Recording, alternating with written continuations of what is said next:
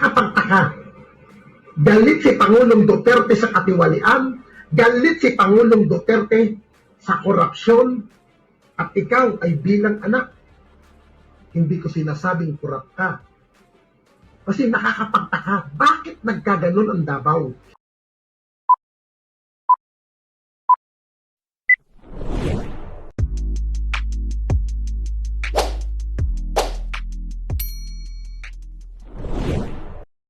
Welcome back sa aking YouTube channel. Para sa mga first time lang po na manood, please click mo na yan, Jeremy's TV, Manila. Anyway guys, wala nang bayad o libre lang, tulong mo na lang din sa kapwa mo. Alright, thank you very much po. So topic natin for today's video, diehard Duterte supporter.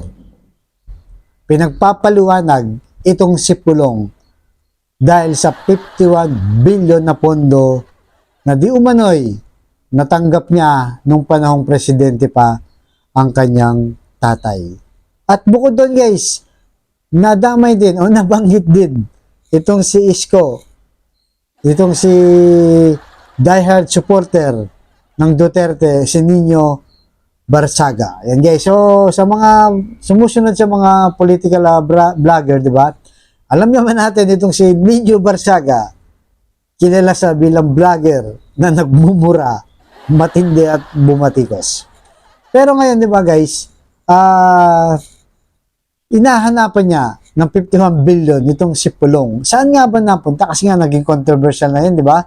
Lalong-lalo na nung pumutok na yung balita na gano'n. Sabi niya, nasaan ngayon yung pondo, saan mo dinala? Congressman Paulo Duterte Pulong, sabi niya, di ba? Di ba? Kasi nga naman guys, 51 billion. Inahanapan siya ng resibo, kung ano-ano mga pinagawa at saan to talaga napunta. Kasi madali namang may trace yun, di ba guys? Kung saan napunta yung pera, lalo na at dumaan ito sa DPWH. So, ibig sabihin, infrastructure project to. Pwedeng eskwelahan, tulay, hospital, o kung ano-ano pa man. Di ba guys? So, ngayon guys, panoorin muna natin yung kanyang video. Pagkatapos nito, ituloy natin ang ating reaksyon. At magbibigay din tayo ng reaksyon. Bakit nabanggit niya si Isko? Papaliwanag natin ng mas malalim. Alright? So, eto na guys. Pasok. Nino Barsaga. Congressman Paulo Duterte, simple po ang tanong ko sa iyo, boss. Una, hindi ako nagkakamali nung panahon ni dating Pangulong Rodrigo Roa Duterte na kung saan siya ang iyong ama. Ikaw ang may pinakamalaking pondo sa mga congressman. Ang tanong ko po ay ganito, congressman. Saan napunta ang pondo? Saan napunta? Para sa mga kababayan mo, para sa mga kadistrito mo, saan po napunta? Pwede po bang paki-explain? Congressman Paulo Duterte? Yun ang gusto namin malaman. Saan napunta ang nakuhang umaabot di umano ng 30 billion dagdag budget noong 2020 hanggang 2023. At ang nakakapagtaka dito, mga kaibigan, ang Davao City ay lubog sa baha. Kung ano-anong sakuna, mayroon mga landslide. Saan napunta? Ang gusto namin malaman dito, ako bilang isang taxpayer, bilang isang simpleng mamamayang Pilipino, Congressman Paulo, ipaliwanag mo ng mabuti, yung isa-isa. Yung isa-isa, hindi yung magpapaliwanag ka, na ginagantihan ka. No! Isang na bullshit kung ganyan ang sasabihin mo. Ang gusto ko nung marinig bilang isang simpleng mamamayan, Nadinig niyo po yun? Ang Paulo Duterte kung saan napunta ang pondo ng bayan. dito napunta ang pera, dito napunta ang kusing, dito napunta sa mga proyekto. Ilabas ang resibo. Ika na, parang si Mayor Isko Moreno. Project niya sa Manila nung siya ang mayor. May resibo. May ipinapakita siya. Ito ang pondo, ito ang nilaanan namin, at nakikita namin in Metro Manila. Pag dumadayo ako ng Metro Manila, nakita ko yung mga ginawa ni Mayor Isko Moreno. Sana ganun din ang gawin mo, Congressman Pulong Duterte. Ipakita mo saan napunta ang bilyon budget mo. Dahil Napansin nyo ba mga tol, parang tumahimik pagtaka, galit si Pangulong Duterte sa katiwalian, galit si Pangulong Duterte sa korupsyon, at ikaw ay bilang anak. Hindi ko sinasabing kurap ka. Kasi nakakapagtaka, bakit nagkaganon ang Davao? maingat pa nga sa pagsasalita sa inyo. Lumalabas siya sa mga national news. Pag ganon, ang sama atang mag-isip, ang hindi maganda. May pinakamalaking pondo ibinuhos sa Davao City nung panahon ni dating Pangulong Rodrigo Roa Duterte. Pero bakit hilang walang asenso ang nasabing lungsod? Lubog sa tubig, baha ang ilang lugar sa Davao City nitong nagdaang mga araw. Saan kaya dinala ni Congressman Paulo Pulong Duterte ang bilyon-bilyon na flood control fund nga from 2020 to 2023. Wala pa rin na ipakikitang resibo kung saan ginasta ng batang Duterte ang pondo para sa Davao City.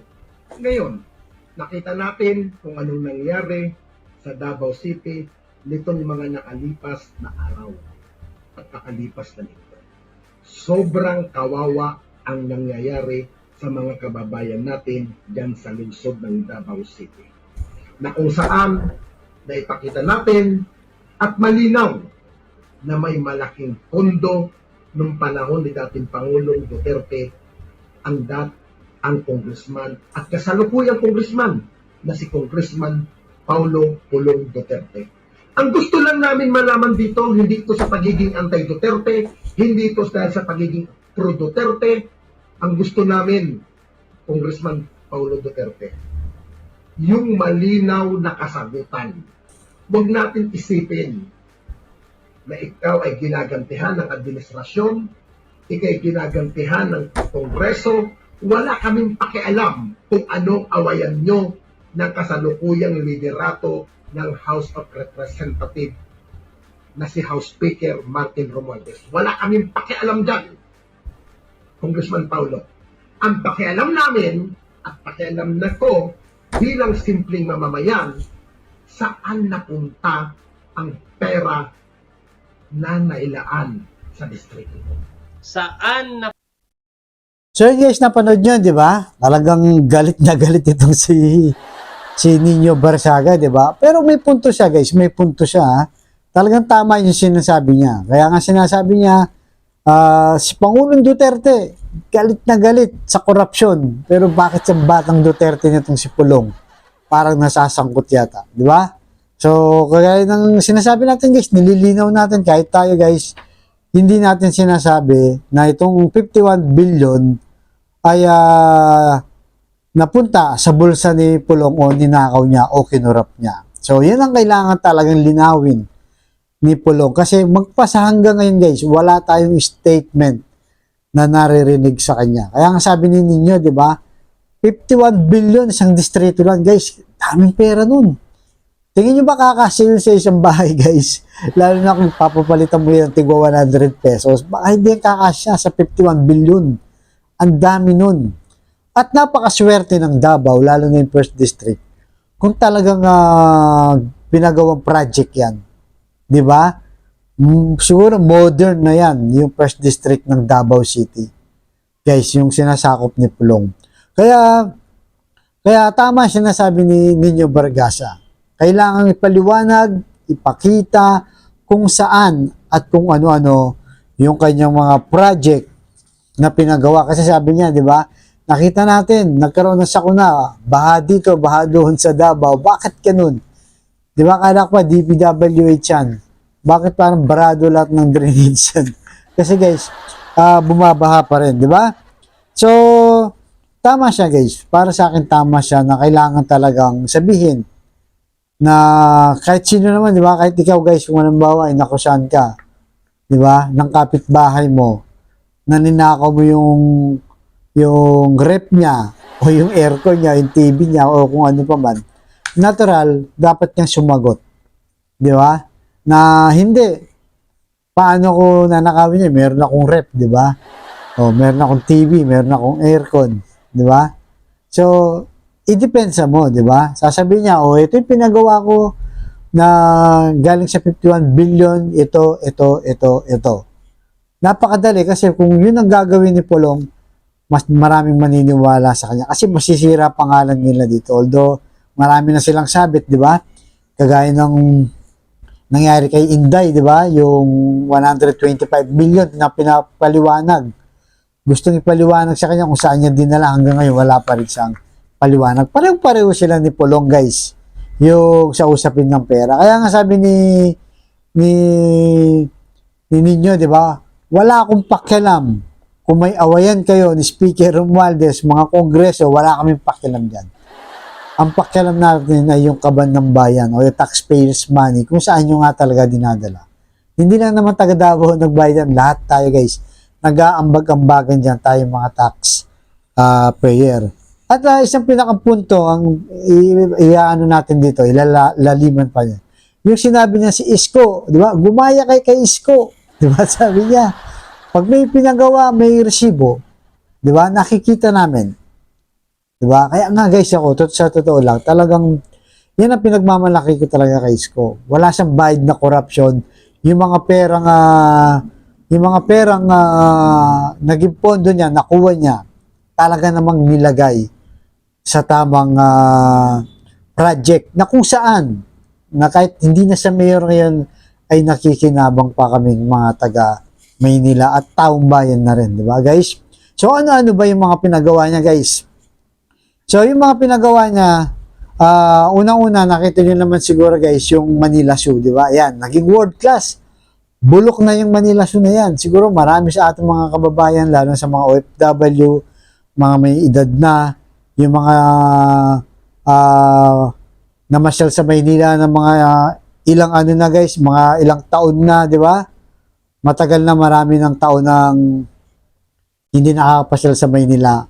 Lalo na sa Manila Zoo, maraming mga experience yan. Ngayon, nakita natin world class, di ba? Mala Singapore ang dating, talagang pwede mo siyang ipaglaban sa international. Doon napunta yung mga ibang pondo. Ano pa? Di ba? Yung bagong hospital ng Maynila, guys, yan, nakikita nyo, guys, napakaganda, world class, bagong-bago. Yung gamit talagang tatalunin pa. Yung mga private hospital, lalo na kung maliliit na hospital pa. Lahat ng gamit bago. Libre lahat yan, guys. Public hospital yan. Nakita mo, di ba, na may pinuntahan yung perang pondo ng Maynila. Ano pa? Yung mga pabahay ni Isko, guys, Baseco Compound, di ba? Second floor, dekalidad. Hindi yung mga barong-barong lang na pinapagawa ng mga ibang politiko na mga kahoy lang, di ba? Tapos kwadrado lang. Pag umulan lang, wala na. Lubog na kagad, tangay na yung bahay mo. Di ba? Yung condominium. Ang mahal ng condominium dito sa Maynila, guys, ang condominium. Yung studio lang, mga 21 square meter, nasa 4 million na yun, guys. Pero dito sa Maynila, libre lang. May babayaran ka lang, ng parang hulugan mo lang yun, pero mapapasa iyo lang din. At iwas sindikato yun para hindi benta. Bawal din ibenta yung condominium. At ngayon, guys, nakikinabang na yung mga tao doon. Nakatira na doon. Komportable na sila. Mga dating squatter, guys. Walang tirahan, kung saan-saan lang sila sumisilong. Ngayon, nasa maayos na condominium na hanggang ngayon pinapakinabangan. At ang pinaka guys, ito, ang pinaka the best, yung mga eskwelahan, di ba? Yung mga eskwelahan na pinagawa ni Yorme na public school, guys, tatlo nasa 10th floor, tapos with air condition pa. Kaya yung mga estudyante, guys, ang makikinabang nito, actually tapos na yung Manila Science. Nagpunta na rin ako dyan. Meron din akong vlog dyan, guys. Pwede yung panoorin yung Manila Science. Yung dalawa patapos na, 95% tapos na. Sino makikinabang dito? Mga estudyante, guys. Di ba? Hindi na maiinitan. Kahit lumubog, pwede mag-aral kasi nga nasa 10th floor. Napakalaki ng eskwelahan. Daig pa guys, yung mga private school dito sa Maynila. Tinalo pa. Di ba? Diyan napunta. At magkano ang budget niyan guys? Ang budget niyan guys, papakita ko lang sa inyo. So guys, narito yung presyo ng isang world class na public school. Yan, yung nakikita nyo dyan sa screen guys, na pinagawa ni Yorme. So to be exact, ito yung nakalagay dyan sa Manila public information. Actually, nakikita to guys. Hindi ko lang mahanap yung picture. Nakapaskil yan. DPWH, ganitong budget, di ba? Karamihan nakikita natin yan sa kalsada. So yung kay Yorme, may mga ganon. So sabi dito, yung pinakadula guys, ang babasahin natin. Under the city government's educational plan, about 2 billion worth of budget was allocated for the construction of Dr. Alejandro Albert Elementary School, 1.9 billion for Rosario Almario Elementary Schools construction, and 1.3 billion for the construction of Manila Science High School. So nakita nyo guys, di ba? Talagang naka-indicate yung budget per school. So sabihin natin guys, kada isa kasi ang ano nito 1.9, 1.3, isang 2 billion. Sabihin natin lahat na lang 2 billion yung tatlong pinagawa ni Yorme, di ba?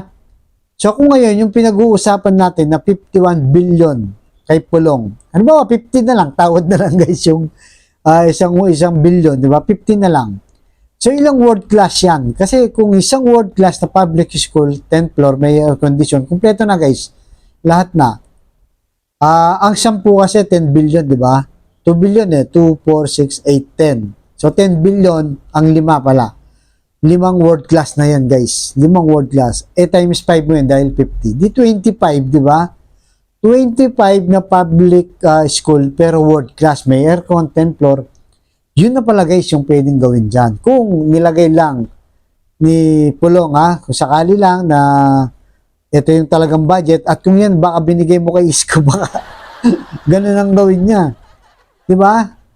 25 na world class na public school. Grabe ang makikinabang niya mga estudyante ng kaapu-apuan natin guys. Na alam naman natin napaka-importante ng education. Ito yung sinasabi ni Nino Bargasa guys, di ba? Na resibo.